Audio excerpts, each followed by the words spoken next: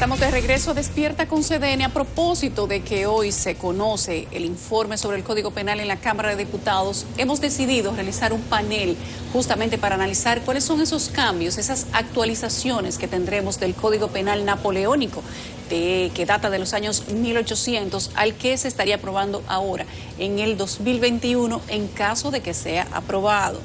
Para ello hemos invitado a dos juristas importantes de nuestra sociedad, a Cándido Simón y al abogado Francisco Manzano. Bienvenidos a ambos, gracias por estar en Despierta con CDN. Muchas gracias, buenos días. Empezamos de inmediato con precisamente las actualizaciones. En orden de jerarquía con Francisco Manzano, ¿verdad? Como ustedes quieran. ¿Cuáles son los principales cambios o actualizaciones que presenta ese Código Penal? Mira, gracias por la invitación. Yo estoy de acuerdo con la nueva normativa de Código Penal. Primero integra un régimen de autoría. Eso quiere decir que el derecho penal que existe actualmente, solo el autor material puede ser condenado. En este código puede ser el autor, puede ser un instigador, puede ser una persona que utilice a otro como instrumento. Caso de Fujimori, Vladimir Montesino, con el caso se sancionó a Fujimori sin él haber disparado y ha dado una orden como autor mediato, es decir, utilizó a otra persona. Esas cosas la integra de manera nueva. Integra la economía y hay sectores regulados que solamente pueden intervenir empresas. Entonces, evidentemente, como el tema bancario, zona franca, el tema de seguros, solamente las personas físicas no pueden entrar. Entonces, si la economía cambió y hay nuevos actores, entonces hay un sujeto procesal nuevo. Entonces se incorpora la responsabilidad de las personas morales cuando se disuelven, cuando son utilizadas por fraude, cuando son simultáneamente utilizadas por personas físicas, cuando la persona física desaparece y cuando la disuelven. Hay todo un esquema de responsabilidad penal. Se integra el genocidio, que es la muerte masiva de un grupo o etnia. Se integra el crimen de lesa humanidad, que es el ataque a la población indeterminada, por ejemplo, cuando existen dictaduras. La desaparición de una sola persona con la calidad de Mahatma Gandhi, que eso se convierte, no es un magnicidio porque no es un presidente, pero afecta a una determinada situación. Se incorpora el sicariato como pago por beneficio, por la muerte. Se incorpora el feminicidio, que me hubiese gustado que se llamaba crimen pasional, porque nadie mata a otro por el hecho de ser mujer. Pero se agrega agravantes al homicidio por las condiciones de envejeciente, cosa que no existe, cosas de violaciones a menores. Se amplía la agresión sexual en una violación para anular el consentimiento, ya haya o no penetración. Se categoriza el móvil laboral, es decir, el acoso laboral y el acoso por superioridad, y se integra la organización de todo lo que es la afectación a las mujeres. Se organiza también amplía la base de la corrupción. Es decir, los delitos de corrupción se amplían y evidentemente se aumenta en algunos casos la pena. Entonces se hace una división de la corrupción activa y la corrupción pasiva para incluir la corrupción desde el sector privado, porque hay un tipo de corrupción que afecta. Se divide la corrupción, y eso es importante, en la corrupción administrativa cuando se recibe fondo, pero no solamente existe corrupción cuando se recibe y se administra fondo, sino hay corrupción cuando en el cumplimiento del deber correcto lo haces para beneficiar a otros. Pero también se incluye un tipo de corrupción que es la que tú, haciendo tu deber, por ejemplo, siendo policía, teniendo deberes de vigilancia, haces omisiones.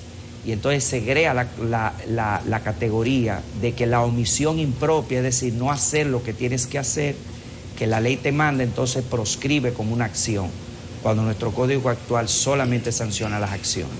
Entonces el Código Penal crea e integra también los delitos piramidales que no están integrados. El robo por medios electrónicos, que el robo ahora mismo solamente es de manera física.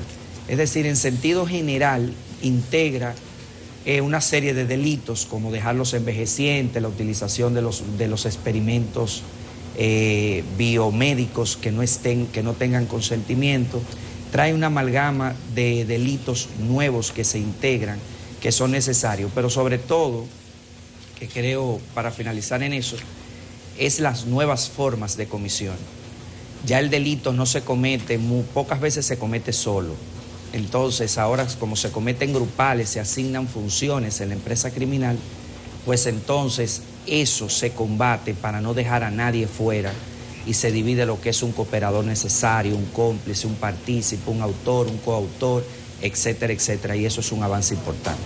Cándido, quiero preguntarte con relación a lo que vamos a ver a partir de hoy en la Cámara de Diputados. Esa lectura, artículo por artículo, entiendo yo, de este importante código que tiene suficiente tiempo siendo discutido. Según tu opinión, ¿hay suficiente voluntad para que se apruebe? ¿Qué puedes decirnos en ese sentido? Y quiero que me hables particularmente, porque me llamó la atención en medio de todos los delitos que están contemplados de manera novedosa, lo que corresponde o establece relacionado al delito de la usura. ¿Cómo se establece la usura? ¿Quién establece qué es usura?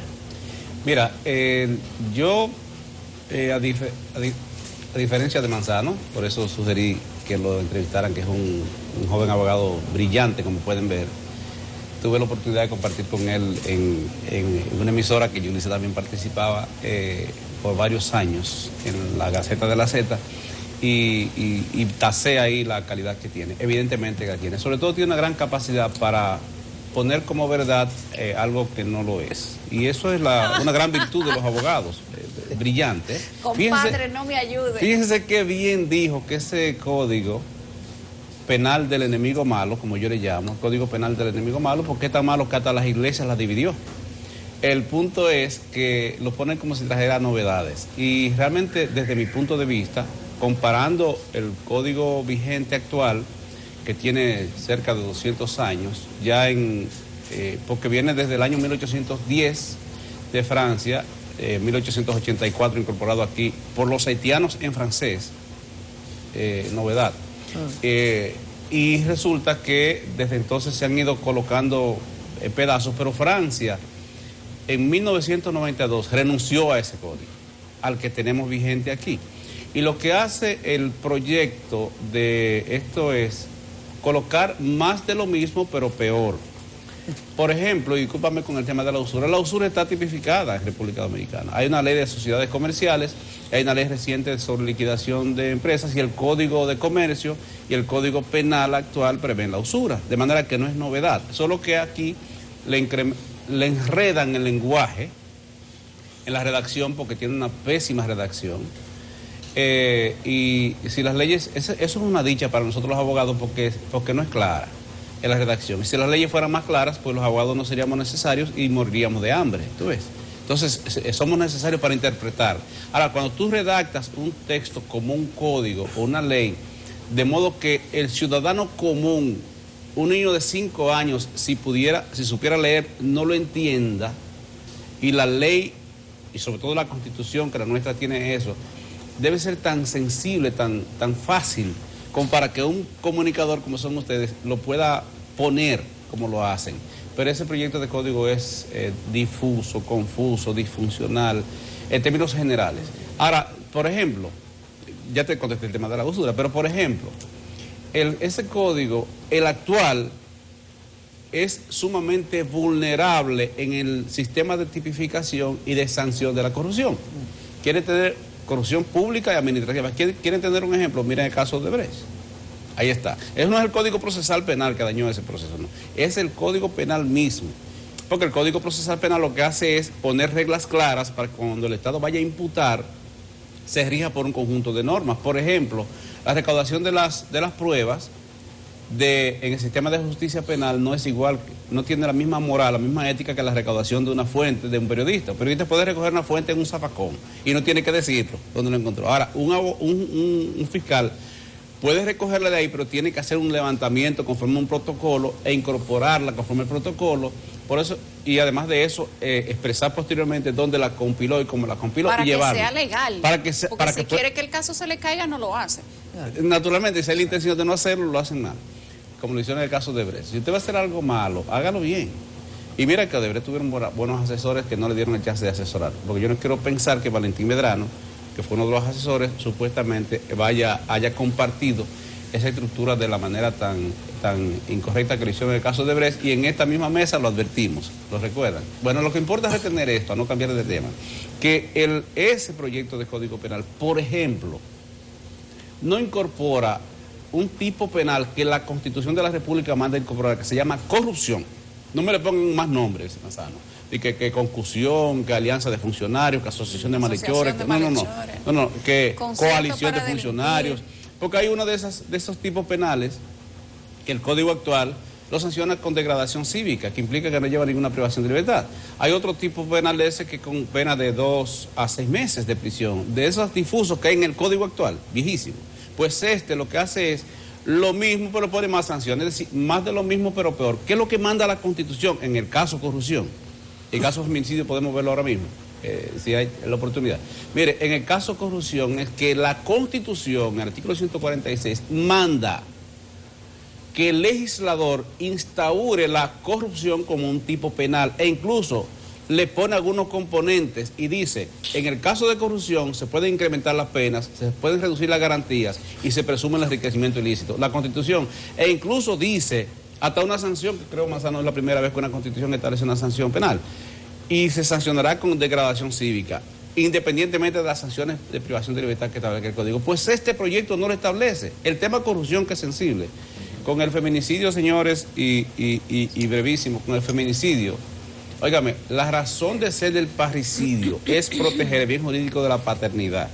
La razón jurídica del infanticidio es proteger el bien jurídico de la infancia. Pues en el caso del feminicidio, la razón jurídica, el bien jurídico a proteger debe ser a la mujer, la no discriminación de la mujer por el hecho de ser mujer. Y este proyecto no prevé el feminicidio de esa manera. Consecuentemente, afecta varios tratados internacionales que proscriben la discriminación de la mujer. Sí, el hecho de que te mate a una mujer porque tuvieron una discusión en un semáforo, y discúlpeme que lo diga así, pero es para que se entienda, eso no es feminicidio. Pues este código busca la manera de incorporar eso como un feminicidio y sancionarlo con hasta 40 años si lo hace con un arma ilegal. Pero es que el bien jurídico a proteger es que usted no mate a la mujer por el hecho de ser mujer, que no la discrimine, porque el tema de la discriminación es el bien jurídico subliminal que debe protegerse. Entonces, de pena también que tú estás diciendo. Sí, ese tema del cúmulo de pena, que es otra locura. Pero bien. Bueno. Manzano, ayúdame a entender lo siguiente, y a los televidentes, porque veo a juristas, abogados incluidos, que no es lo mismo, hablando indistintamente, el asunto de la despenalización del embarazo. Dicen que no pueden incorporarse las 3 causales mientras existe el artículo 37. También dicen que si se hace una ley especial, también sería inconstitucional. Ese rejuego. Mira, primero el aborto, que es el tema que traes a colación, no es un tipo penal, o sea, no está sancionado.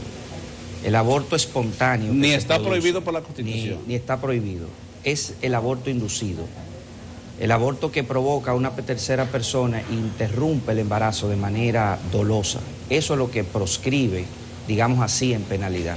De hecho, la cesárea es una interrupción del embarazo de manera normal hacia el parto natural y no es un dolo porque no se hace con intención dolosa de dañar al feto. No me gusta, y creo que sería una trampa crear las eximentes. Y le voy a explicar por qué, muy resumida. ¿Te refieres a las 3 causales? Sí, pero establecerlas como eximente. ¿Por qué? Porque tendrías que iniciar todo el proceso penal y las eximentes, al igual que la legítima defensa, igual que el estado de necesidad, tiene que comprobarla un juez. Y tú lo que tratas es de evitar que se inicie un proceso penal contra una niña que fue violada y que interrumpió un embarazo de manera voluntaria. Entonces, me gusta más que la discusión se quede en la despenalización por ausencia de tipo. ¿Qué quiere eso decir? Que la ley, en vez de un eximente, diga que no existe delito de aborto cuando, entonces inducir las 3 causales en esa vertiente. Porque ahí desplaza la discusión del derecho penal y la pones en el derecho constitucional de la mujer o de la continuidad o no y el derecho que ella tiene. Entonces no tienes que llegar al derecho penal y proscribes inclusive que el Ministerio Público inicie una investigación. Máxime cuando estamos ante una hiperinflación de pedir prisión preventiva. Aquí se pide prisión preventiva hasta por un corte de un árbol. Entonces eso crea un exceso. Ahora bien, las 3 causales, sí, estoy de acuerdo, pero en el estado actual no existen eximentes. La única eximente que existe es el estado de necesidad cuando el médico tiene que salvar la vida de la mamá y la vida de la mujer, pero aún así, la vida del feto o del embrión antes de 20 semanas. Entonces, en esa discusión sí se tiene que haber un juicio y tiene que un juez ponderarlo para poder aplicar el estado de necesidad. Entonces, ¿qué hizo, por ejemplo, la observación del presidente Medina al Código? Que remitió las 3 causales a una ley especial. Entonces dejó todavía tipificado el tema del aborto y dejó las eximentes a los médicos solamente, y la interrupción del incesto y del embarazo lo dejó a una ley especial, es decir, que no creó tampoco las eximentes ni la ausencia de tipo. Y cabe advertir que el aborto no solamente se produce, y eso es bueno que los televidentes lo sepan, no solamente suministrando brebaje y medicamentos, sino que si fruto de golpes y heridas en una discusión entre esposos, se produce la interrupción del embarazo, en tanto en el código actual como en el proyecto, dice, y cualquier otra manera en el que se afecte el feto. Entonces, obviamente, el Código Penal es más completo en el proyecto, por eso estoy a favor, porque si crea malformación al feto, aplica una pena. Si crea enfermedad e incapacidad o muerte de la madre, también aplica una penalidad, o sea que amplía la base del delito. Y también crea la tentativa del aborto. Es decir, si al final se intenta hacer la resolución, los actos preparativos y la ejecución, pero el aborto es frustrado, pues entonces aún así se retiene la responsabilidad en grado de tentativa en el nuevo Código Penal. Tenemos que hacer una breve pausa, pero regresamos de inmediato con el mismo tema. Analizamos aquí en Despierta con CDN el nuevo proyecto de reforma al Código Penal. Hablamos del proyecto de reforma al Código Penal en Despierta con CDN, más allá del aborto. Recuerden que tenemos una discusión amplia en la sociedad respecto de la aprobación del Código Penal con o sin las 3 causales. Quiero preguntarles a ambos, ¿qué piensan de la acumulación de penas que está incluida en este nuevo proyecto? Que es una pena. Mira, es una pena el cúmulo de penas y el incremento de las penas es una pena. ¿Por qué? Porque aquí se sustituyó la pena de muerte, que era la pena capital, en 1928, julio de 1928. Y le hicieron una cláusula pétrea. Por una ley especial se estableció, se proscribió la pena de muerte en casos de asesinato, de homicidios agravados, y se sustituyó por la pena de 30 años, desde 1930, con algunas variantes en algunas constituciones, pero está vigente ahora. Desde 1928 hasta el día de hoy no se conoce de ningún imputado que haya cumplido 30 años. Quizás en el caso Jen Saibar, uno de los imputados lo cumpla, pero uno no lo ha cumplido.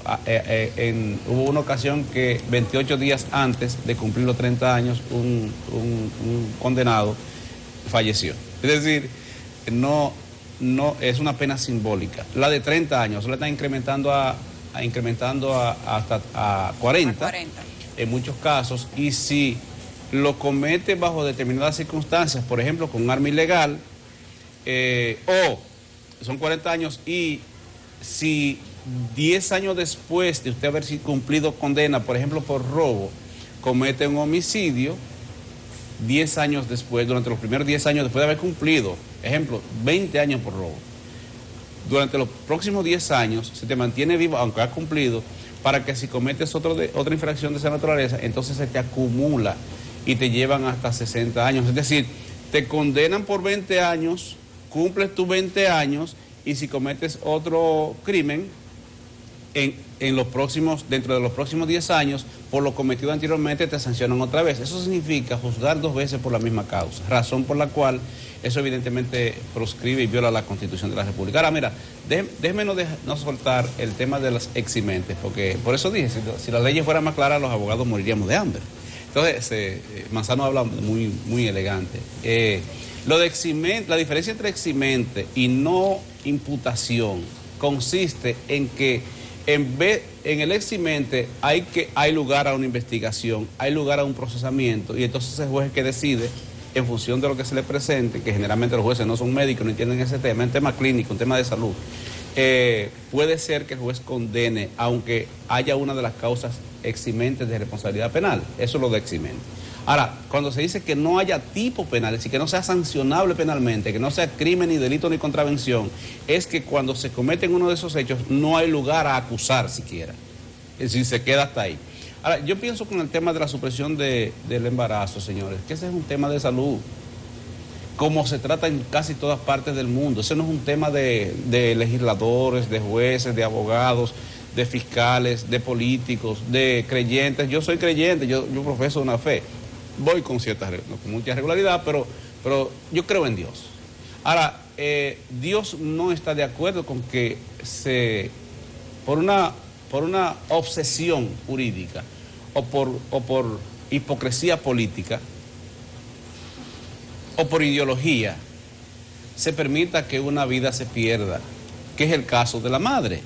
Ahí hay una discusión de si la mujer que ya está viva y viable, que existe, se pone en juego su vida con un proyecto de vida que es el feto, si en esa ponderación cuál prima, hay derechos fundamentales que son más fundamentales que otros. Hay una discusión con eso, pero vamos al punto. Se trata de dos derechos fundamentales: el derecho a la vida de esa mujer que ya existe, no solo su dignidad, no, la vida de ella, y el derecho a un proyecto de vivir, porque para usted vivir debe haber nacido vivo y viable, es decir, vivo y además con vocación de vivir. Y en esa ponderación lo que tiene que hacerse es decidir por cuál de las dos vidas. Ahora, mi parecer, saquen eso del Código Penal. Y así como en el caso, frenemos el tema del Código Penal, porque hay mucho que discutir. Tómense la diligencia, la gestión de llevar ese proyecto a vista pública para que discutamos, sí, así como lo estamos haciendo aquí de manera sencilla, y frenen eso, y mediante un sistema de fast track, como hacen los americanos en el caso de aprobación de leyes económicas, aprueben una ley, un proyectito de 4 artículos modificando la ley de salud pública, para entonces ahí incorporar esto y regularlo, que una cosa es despenalizar, otra cosa es regular. Regúlenlo, y para regularlo, ese es un tema de salud pública que puede hacerse. Mi propuesta es esa, en concreto, y ahí frenamos la discusión del código. Se puede discutir con menos pasión, debatir, porque lo están discutiendo con menos pasión, y entonces se aprueba un proyectito de ley rápida, que así como para que se incorpore este tema en la ley de salud pública, porque es un tema de salud pública. Escuchen la ciencia, que es la ciencia la que después de decir a partir de qué momento hay concepción o no. Ese es el punto. Francisco, el tema de las eximentes, de las causales, ocupa prácticamente toda la atención nacional en el debate del Código Penal, pero si no me equivoco son más de 400 artículos o 400 artículos de los que se está hablando. Es interesante la visión que das al respecto. Yo particularmente no la había escuchado. No sé si sea posible en este momento incluirla dentro de la pieza. Lo que comentaba Cándido de una manera quizás más clara, que era no penalizarlo, o sea, de una manera en que si no, o sea, dímelo cómo es, dímelo tú, porque al final la ausencia de termina enredándose. La ausencia del delito. Del delito. La ausencia del delito, exactamente, la no imputación. Que yo le digo, sacarla del Código Penal y llevarla a la ley de salud pública. Mira, la discusión va a terminar. ¿Es posible incluirlo en este momento? La discusión va a terminar en el Tribunal Constitucional. El Tribunal Constitucional es un legislador pasivo porque sus decisiones son vinculantes y obligatorias a todos los poderes públicos. Entonces, al final, cualquiera que sea la redacción en las actuales circunstancias, la posición de la Cámara Baja y de la Cámara Alta con una comisión bicameral, me parece que siempre son violatorias porque integran, hacen la discusión fuera de los hemiciclos, pero bueno, eso daría lugar a que ellos están unificados en aprobarlo sin causal. Entonces, no va a haber desecharon el informe del Poder Ejecutivo, no han escuchado la posición femeninista y se han radicalizado. Ya dejó de ser una discusión legal para ser una discusión ideológica. Entonces ya tendría que ser el Tribunal Constitucional que verifique el alcance y como legislador pasivo instaure cuál sería la verdadera redacción. Ahora hay una manera simple para incorporar, para ayudar a la incorporación de Wellington al no. Wellington al no, sí. En el ENAPA, que la ley prohibía que fuera un abogado. Modificaron la ley. Oiga, qué sencillo, y no tenemos que esperar que pase en el Tribunal Constitucional lo que pasó con la ley de partidos políticos. Sencillo, Cándido. Sí, sencillo. Eso tiene implicaciones. No, hombre, no, porque institucionales. óigame cuál es el punto. El punto es el siguiente. Primero, ya están en una discusión, no están debatiendo. Es una discusión pasional entre quién tiene la razón y quién no la tiene. Quién impone su razón y quién no la impone. Esa es la discusión. Ahora, el tema es fácil. Yo lo veo sencillo. Vamos a regularlo. Ahí hay acuerdo, vamos a regularlo. Ahora, para que no se hagan abortos libertinos, de sinvergüenzas, que lo voy a dejar hasta ahí. Ahora, vamos a regularlo, pero vamos a regularlo en la ley de salud pública. Eso hizo Argentina y eso hizo Colombia. Y entonces allí se establece un protocolo para que en aquellos casos que el médico, que es el que va a estar en el quirófano, no hay legisladores, no son los políticos, ni son los cristianos y los religiosos, no. En el quirófano, en el momento que la madre presenta una situación que el médico tiene que decidir, porque es un tema médico, que entonces lo haga conforme un protocolo, y hay muchísimos modelos en el mundo. Por eso digo, de hecho, se resuelve el tema no en el Tribunal Constitucional después, algún día, sino o en sede de Ministerio Público o en sede del Congreso, sino que se resuelve el asunto en un quirófano. En consecuencia, vamos a regularlo conforme a una ley, a una modificación a una ley que ya existe. Es sencillo. Pero 4 artículos. De hecho, Colombia fue una doctora que elevó un recurso de inconstitucionalidad contra la proscripción del aborto, y Colombia lo reguló a través de una decisión del Tribunal Constitucional, y creó las 3 causales bajo la premisa que he estado explicando, y así lo hizo Chile. Es decir, que cuando se hace ahí, se hace un análisis mucho más amplio, que el Congreso no puede hacerlo. El Congreso solamente en ley penal puede prohibir o no y sancionar lo prohibido, pero no hace esa discusión tan amplia como la puede hacer el Tribunal Constitucional. Pero mire el otro tema, brevísimo, con eso. Ese proyecto establece, por eso digo que más de lo mismo, pero peor, porque tiene algunas cosas absurdas inclusive, por eso sugiero y recomiendo, vamos a una discusión, un debate más amplio, porque esos legisladores que están ahí mañana pueden ser procesados. Claro. Pregúntele a los que están, conforme a normas que ellos aprobaron. Ahora, ¿cuál es el tema con eso? Páselo a otra área y vamos a pasar la discusión a los médicos. Y quiero insistir en ese punto porque es una propuesta nueva que baja las tensiones. Pero oiga, esta es la contradicción. Si una mujer en ocasión del parto se desangra, y dice no se va determinado que era hemofílica y comienza un sangrado, y en ocasión de un tratamiento, ¿no?, del parto, y el médico tiene que abortarla, él tiene que pensar en lo siguiente: eso es aborto, está sancionado. Ahora, si no lo hace, la mujer se le muere, es mala práctica médica y está penado también. Lo que pasa es lo siguiente: hay 90 muertes por feminicidio y 180 por abortos clandestinos. Es decir, la discusión debe de dejarse y discutirse con urgencia el tema del aborto. O sea, es una realidad, no es una discusión. Y esas son las estadísticas más fiables. ¿Por qué? Porque las registra Salud Pública. Salud Pública dio la alerta de que 180 mujeres mueren al año derivado de aborto clandestino porque sufren de diabetes, hipertensión, no solamente de temas de violación, sino que proscribe que los centros médicos no tienen la capacidad de respuesta para dar lugar a eso. Entonces, un médico sabe de antemano, porque un embarazo no se hace solo, sino que se da seguimiento. A la 3ª semana un médico sabe si hay malformación, si hay condiciones para afectar la vida de la madre, si hay cuadros de hipertensión para interrumpir el embarazo y no pasar. Estamos hablando del doble de muerte por feminicidio, incrementando. Escúchenme ambos. Sí. La dinámica de la entrevista nos da la razón de por qué el tema tiene el código parado. Sí. Mira dónde estamos girando nosotros, tratando de reencauzar, claro. Y ustedes lo quito por hablar de ese tema. Para hablar de números como si la mujer fuera un número.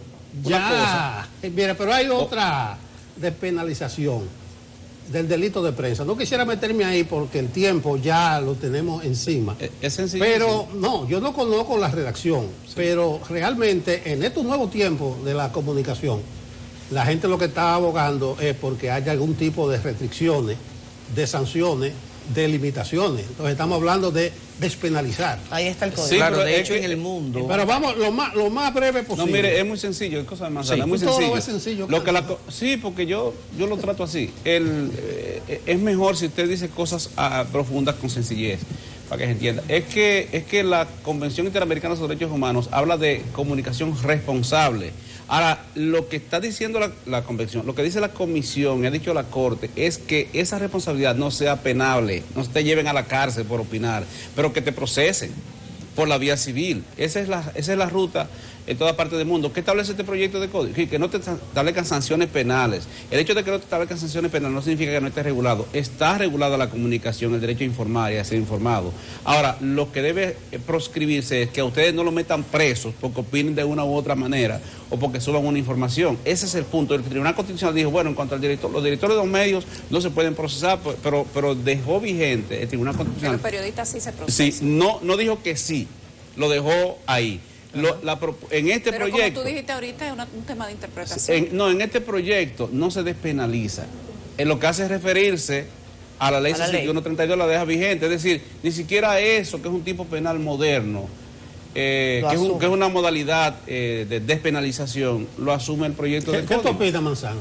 Mira, para mí es una censura abstracta el hecho de crear una sanción penal frente a lo que pudieran informar. La información en comunicación tiene dos vertientes, que es decir la noticia tal cual es y otra cuando esa noticia se opina, la opinión particular del periodista. Ninguno de los dos casos debe ser censurable penalmente, pero cuando el periodista ya da su opinión de visión, construye dentro de la sociedad con su credibilidad una opinión dirigida con consecuencia. En ninguna parte del mundo ya se sanciona penalmente, pero se retiene por lo menos la responsabilidad civil para cuando se erige una opinión enfocada fuera de los parámetros de la propia noticia. Entonces, evidentemente, yo estoy de acuerdo con que se despenalice completamente los delitos de prensa, incluyendo que se deje sin efecto, pero que se cree algún tipo de responsabilidad civil para el hecho de que cuando hayan opiniones dirigidas, porque no todos los periodistas tienen el mismo compromiso con la verdad, pues entonces en ese caso sí haya un resarcimiento de carácter civil. Y de hecho ni siquiera que se erija por la vía penal de la difamación. Ahora, la difamación injuria como persona y como protección a la moral de las personas debe de existir como tipo penal. Y eso lo puede cometer un periodista, un médico, un abogado, en cualquier escenario. Eso sí. Pero una condición, que tenga la profesión. Porque hay unos youtubers ahí que, óigame, usted no es comunicador, usted lo que está es difamando gente. Y hay sicarios del honor también, que dejémonos de pendejadas. No es eso, es la regularización por la vía civil, por la regularidad civil, de los que ejercen esto como profesión y o son profesionales. Hay una novedad en cuanto al delito de daño físico, y es el que tiene que ver con la sustancia química. Nosotros tenemos casos por montones de mujeres que han sido malogradas por un ácido que se le llama ácido del diablo, que es una sustancia de daño permanente. El nuevo Código Penal establece el daño con sustancia química. ¿Qué opinan ustedes? Eso está incorporado en una sentencia de la Suprema Corte de Justicia que llegó hasta ahí, que dice que cuando se acomete una acción de esa naturaleza, como por ejemplo que le tiren el denominado ácido del diablo a alguien, ese es un tema lo asumió como tortura y trato cruel y condenó a una persona a 30 años de prisión. Pero lo incorpora. En el Código Penal se crea la utilización de sustancia para eso. El ácido en sí mismo no quema, sino que al entrar en contacto con agua produce una explosión química. Como el cuerpo tiene una alta composición de agua, al entrar en contacto ese ácido con el cuerpo produce el efecto así fuera quemadura. Por eso no se trata como quemadura de primer grado ni nada de eso, sino como la utilización de sustancias químicas. Entonces puede ser cualquier sustancia química que cree esa reacción. Por eso la prohibición del plomerito, ácido de batería, etcétera, que tener contacto con el agua existe una ecuación. Pero también el código avanza en el siguiente sentido. Por ejemplo, el envenenamiento con sustancias tóxicas se necesitaba hacer que la sustancia sea tóxica. Ahora es cualquier sustancia que cree daño. Es decir, que si una persona sufre, por ejemplo, de diabetes, si usted le incrementa la dosis, lo estaría envenenando, aun cuando la sustancia no sea tóxica. Entonces me parece que el Código Penal es un avance, porque las modalidades de comisión de infracciones son totalmente diferentes. Inclusive hubo un caso en Santiago donde se le dio vidrio molido, y como el Código Penal actual dice sustancias tóxicas, y la jurisprudencia dijo que tenían que ser sustancias líquidas, eso no aplicó. Sin embargo, ahora se dice sustancias tóxicas, sólidas o gaseosas, para aquellas ocasiones donde se le suministra para violar a una mujer un exceso de un fármaco que las duerme y evidentemente mueren. Ahí no se trata de un homicidio involuntario, sino de un envenenamiento imprudente dirigido, y entonces aumenta la pena. Yo estoy de acuerdo con dos cosas para finalizar. El código, la reciente historia ha dicho que a partir de la aprobación del DERECAFTA, entró lo que se llama el Código de Ordenamiento de Mercado. Por eso la Ley de Medio Ambiente 02, 00, el Código de Delitos de Autor, Propiedad Intelectual, el Código Monetario y Financiero 03, la Ley de Lavado de Activos 02. Todo eso entró por una organización que proscribió la organización de mercado para hacernos competitivos. Y eso se supone que el Código Procesal Penal también fue 02, entonces el Código Penal debió de haber sido en el año siguiente. Entonces no es una inventiva, es una necesidad para ser competitivo. Pasa una segunda discusión. No hemos incrementado las penas solamente, ¿no? Incrementar no es cúmulo. Incrementar es que hemos hecho un mes ayure, es decir, una puesta al día de las penas. Hemos estado más de 120 años con una pena cuando la lesión a la vida debería de ser incrementada la pena. Entonces el juez sigue teniendo la modulación de la pena. Es decir, que el aumento ha sido en abstracto, porque el juez puede de 3 a 10 años aplicar 3, 5, 10 y 8. Eso se llama modulación de pena, el juez todavía la retiene. Entonces, el cúmulo de pena es hasta 60 años. Señores, por ejemplo, vemos el caso Francina. Ahí hubo tentativa de homicidio, hubo utilización de armas, hubo un robo precedido de crimen, hubo un robo del vehículo y hubo un robo de cartera. Entonces, ante esa comisión no se pudo acumular todas esas penas. Entonces, es sensato que el mundo ha ido encaminado a actualizar sus penas, que conlleva un incremento, pero también hacia el régimen de cúmulo, porque de repente tienes un múltiple delito, una empresa criminal, y solamente puedes sancionar por el más alto. El crimen del Chaman Chakra mató 5 y lo condenaron por 1. Pero tú sabes cuál es el tema de eso, que es lo preocupante, que termina siendo simbólico. Por ejemplo, hay estados de los Estados Unidos y en México recientemente condenaron a una persona a 204 años de cárcel. Eso es simbólico. Sí, es simbólico. Y lo que dice la penología moderna es que las penas simbólicas son irrazonables y lo irrazonable es inconstitucional. El artículo 40 en el numeral 16 de la Constitución de la República dice en síntesis que la razón de ser de las penas es para aprender al infractor, incorporarlo en un sistema carcelario, darle tratamiento correspondiente y reinsertarlo a la sociedad recuperado. Pero hay gente que es irrecuperable. Bueno, está bien, pero hay gente que son irrecuperables, pero eso es un tema patológico. Bueno, ahora, no se trata, como dijo el Papa Francisco, que es uno de mis líderes terrenales, en una comunicación dirigida a Zaffaroni el 30 de mayo del año 2014, dice el Papa Francisco, se trata de hacer justicia a la víctima, no de ajusticiar al agresor. Esto es sensible, no es muy entendible, sobre todo en una sociedad que prefiere, fíjense que Manzano se concentra, y eso es lo que hace el proyecto, en cúmulos e incrementos de penalidades. Señores, lo que manda esa Constitución es la resocialización, la reincorporación resocializado. Tengo un caso de una persona que en el nuevo modelo penitenciario, que es modelo para gran parte del mundo, el nuevo modelo penitenciario con sus fallas, que en sede participó coordinando un asalto donde murieron 2 personas a una entidad financiera y fue condenado a 20 años. Se reincorporó recientemente siendo licenciado en comunicación, en idiomas, impartía docencia en la universidad y se hizo profesional de economía y se reincorporó a los 12 años. Es decir, porque le dieron las facilidades. Se pero trata el 80% de eso. Sigue delinquiendo de la cárcel. No, lo que pasa, pero en el caso modelo penitenciario no. En el caso modelo penitenciario. Me dicen por aquí de producción, no más preguntas. No tenemos tiempo. Acabamos. Me gusta cuando le imponen 2 cadenas perpetuas. O sea, cuando cumpla la primera. Sí, por si acaso usted muere un segundo. Gracias Cándido, gracias Francisco. Mira, gracias. Tres Patines, el juez le dijo, ¿qué es la parodia de?